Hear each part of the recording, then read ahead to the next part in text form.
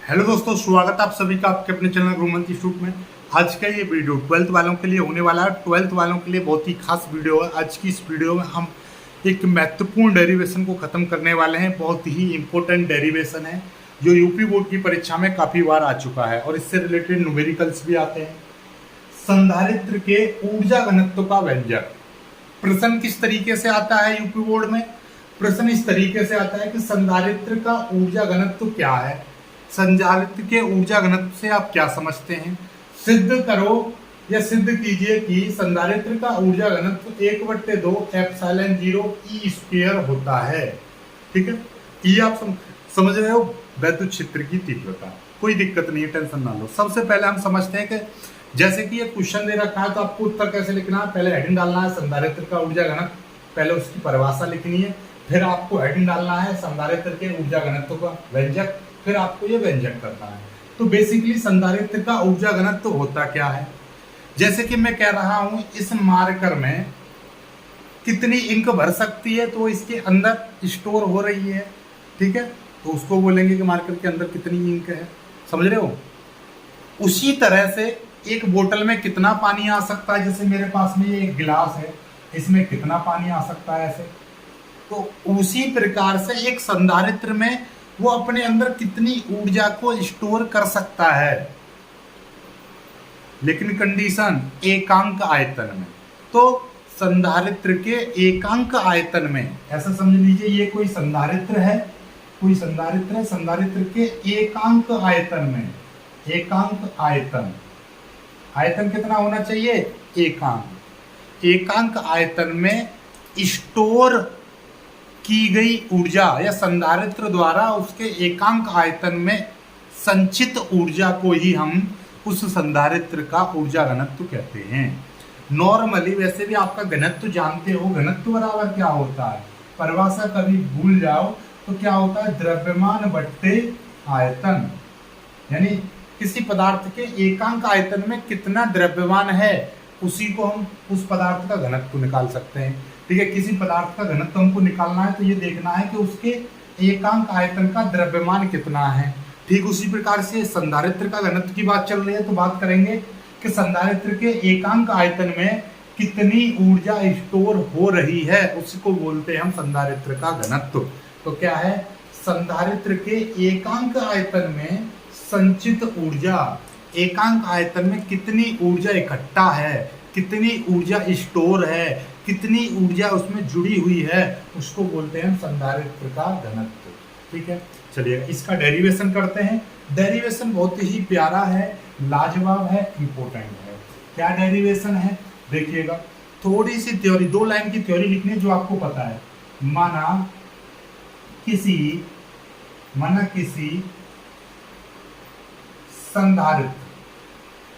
संधारित्र की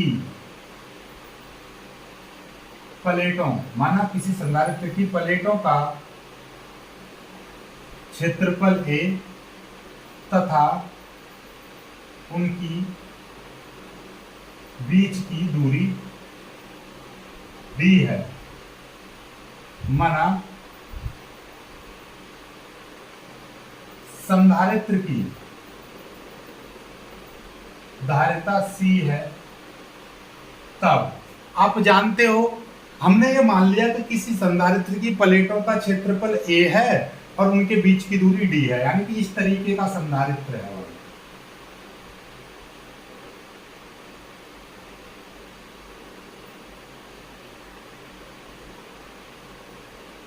और ये बाहरी प्लेट आपकी पृथ्वी से जुड़ी हुई है और इनकी प्लेटों का क्षेत्रफल, ये X प्लेट होगी, ये Y प्लेट होगी, इनकी प्लेटों के बीच की जो दूरी है वो D। ठीक है, बस इतना ये संधारित्र है कि ये जितना इस पर पॉजिटिव चार्ज होगा उतना ही इस पर नेगेटिव चार्ज। ठीक है, बस। और ये किससे जुड़ा होता है? यहाँ पर ये एक स्रोत से जुड़ा होता है, स्रोत। और इसको हम कितना Q स्रोत, ठीक है, प्लस Q आवेश दे रहे होते हैं। ठीक, चलिएगा, बस ये चीज है, ये एक संधारित्र। तो भैया इस संधारित्र की धारिता कितनी हो जाएगी? धारिता आपको पता है K एप्सिलॉन 0 A। ठीक है, धारिता क्या थी? धारिता का फॉर्मूला क्या था याद है? तो इससे पहले वाले डेरिवेशन में कराए थे हमने संधारित्र की धारिता का व्यंजक, तो एप्सिलॉन 0 A/d ये संधारित्र की धारिता का सूत्र था। संधारित्र की धारिता C बराबर ये सूत्र होता है। ठीक है, अब एक चीज और, इन प्लेटों के बीच की वैद्युत क्षेत्र की तीव्रता हम E मान ले रहे हैं। प्लेटों के वैद्युत क्षेत्र की तीव्रता E है, तो इनके बीच की संधारित्र की ऊर्जा कितनी हो जाएगी? ऊर्जा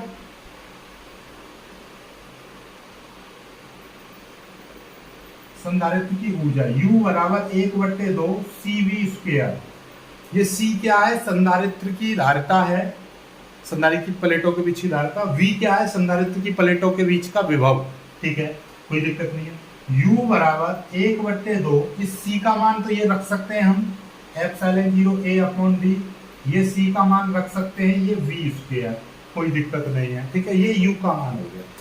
अब एक चीज बताइए मुझे, संधारित्र का ऊर्जा घनत्व क्या कहता है? संधारित्र का ऊर्जा घनत्व होता है कि संधारित्र के एकांक आयतन में ऊर्जा, संधारित्र के एकांक आयतन में ऊर्जा।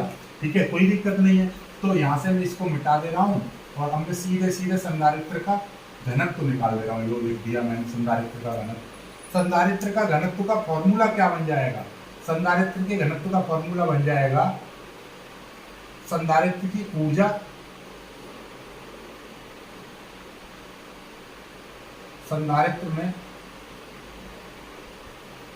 संचित ऊर्जा अपॉन नीचे कर देंगे आयतन। जैसा कि आपने पढ़ा था संधारित्र की ऊर्जा घनत्व की परिभाषा कि संधारित्र के एकांक आयतन में संचित ऊर्जा को हम संधारित्र का ऊर्जा घनत्व कहते हैं। तो संधारित्र का ऊर्जा घनत्व बराबर संधारित्र में संचित ऊर्जा बट्टे संधारित्र का आयतन।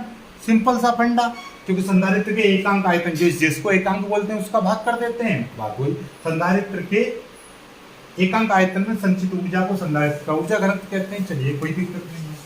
अब भैया संधारित्र का ऊर्जा घनत्व और संधारित्र की ऊर्जा संचित ऊर्जा कितनी? ये रही संधारित्र में संचित ऊर्जा, ये रही 1/2 एप्सिलॉन 0 A/d और साथ में है V²। ठीक है, और नीचे एकांक आयतन। भैया आयतन बराबर क्या होता है? आप सभी लोग जानते हो, लंबाई गुणा चौड़ाई गुणा ऊंचाई को हम क्या बोलते हैं? आयतन बोलते हैं। लेकिन जब लंबाई गुणा चौड़ाई को एक साथ मिला देते तो ये क्या बन जाता है? ये बन जाता है आपका क्षेत्रफल। तो या तो क्षेत्रफल गुणा ऊंचाई कह दो, या कभी कभी क्या होता है क्षेत्रफल गुणा दूरी भी आप कह सकते हो। ऐसा क्यों?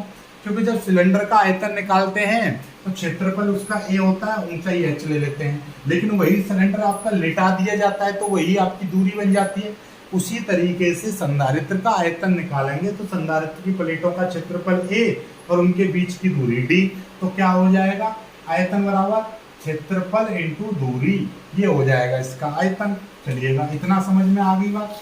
चलिए, अब हम क्या करेंगे, ये भी D है, ये सारी चीज नीचे ले आओ। ये 1/2 तो अलग है 1/2 बाहर ले लीजिए। ठीक है, एप्सिलॉन 0 ऊपर आ जाएगा इंटू A ऊपर आ जाएगा इंटू V²। ये D नीचे आ जाएगा, A इंटू ये हो जाएगा D², क्योंकि D की D नीचे आ जाएगा, D में मल्टीप्लाई हो जाएगा, D² हो जाएगा, A बचेगा। ये V का मल्टीप्लाई, ये तीनों का मल्टीप्लाई हो जाएगा।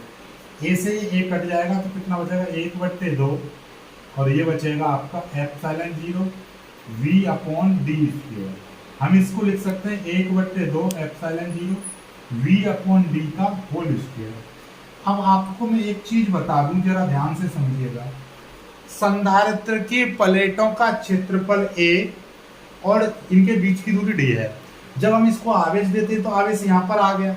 अब इन आवेश, ये आवेश यहाँ पर वैद्युत आवेश होता है तो वहां पर वैद्युत क्षेत्र उत्पन्न होता है। सिंपल सी बात है, जहाँ पर वैद्युत आवेश वहां पर वैद्युत क्षेत्र है। और यहाँ ये प्लेट, संधारित्र की प्लेटों के बीच का वैद्युत क्षेत्र आप जानते हो कितना होता है? E बराबर V/d होता है। पुरानी वीडियोज में बताया है, लेकिन नहीं पता, मैं फिर से आपको बता दे रहा हूँ कि जब संधारित्र की प्लेट है, प्लेटों पर आवेश है, तो संधारित्र के इन आवेशों के कारण इसमें वैद्युत क्षेत्र भी होगा और वो वैद्युत क्षेत्र V/d होता है। इन प्लेटों के बीच का विभवांतर कितना है, यानी कि इनके बीच का विभव कितना है, और इसमें दूरी का भाग कर देते हैं। ठीक है, चलिएगा। तो इसीलिए हम जानते लिख देंगे कि E बराबर होता है V/D, ये सूत्र है। तो इस V/D की जगह पे E लिख देंगे, क्योंकि ऊपर स्क्वायर है तो ये भी स्क्वायर हो जाएगा। तो U बराबर आ गया आपका 1/2 E एप्सिलॉन 0 E स्क्वायर। जो सूत्र लिखा था, जो प्रश्न लिखा था, प्रश्न में भी तो यही था, संधारित्र के ऊर्जा घनत्व को 1/2 एप्सिलॉन 0 E स्क्वायर सिद्ध करो। इसका मात्रक क्या बन जाएगा, देखिएगा, संचित ऊर्जा का मात्रक जूल होता है, ऊर्जा का मात्रक जूल, और आयतन का मात्रक मीटर क्यूब, जूल प्रति मीटर क्यूब। इसका क्या बन गया, इसका बन गया आपका मात्रक। चलिएगा, आई होप कि आप इस डेरिवेशन को बहुत ही इंजॉय तरीके से सीख पाए होंगे। शुरुआत में क्या होता, मैंने माइक लगाया नहीं था, तो वीडियो की आवाज़ आपको क्लियर समझ में ना आई हो तो वीडियो को ढंग से देखना, एकांक मतलब थोड़ा सा वीडियो का साउंड बढ़ा के देखना, ठीक है, चलेगा। और बाकी वीडियो को लाइक करना, शेयर करना और चैनल को सब्सक्राइब जरूर कर लीजिएगा। जय।